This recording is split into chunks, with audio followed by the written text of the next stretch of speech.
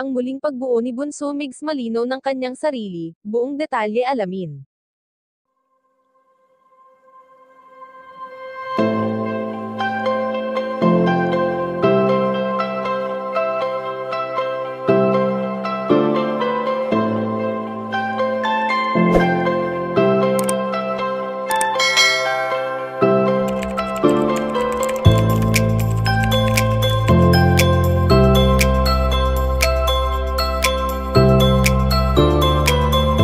Wala na nga sigurong masasaya pa sa buhay ngayon ni Bunso Migs Malino dahil bukod sa nagagawa niya na lahat ng mga nais niyang gawin ay nakakasama niya palagi ang mga taong malalapit sa kanya.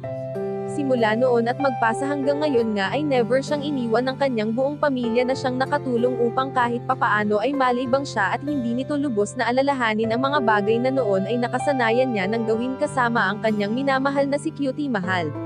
Hindi naman lingid sa ating kaalaman na dumarating sa puntong naiisip ng binata na may kulang sa kanyang buhay at ito nga ay walang iba kundi ang babaeng nagmamahal ng totoo sa kanya.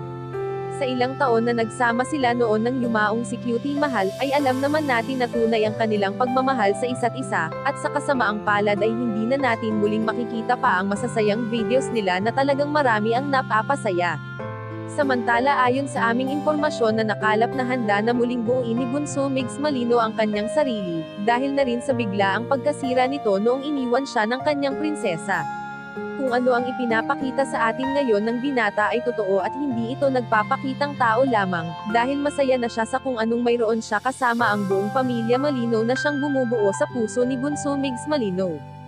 Kayo mga kachika, anong masasabi niyo dito? Please leave the comment and don't forget to subscribe.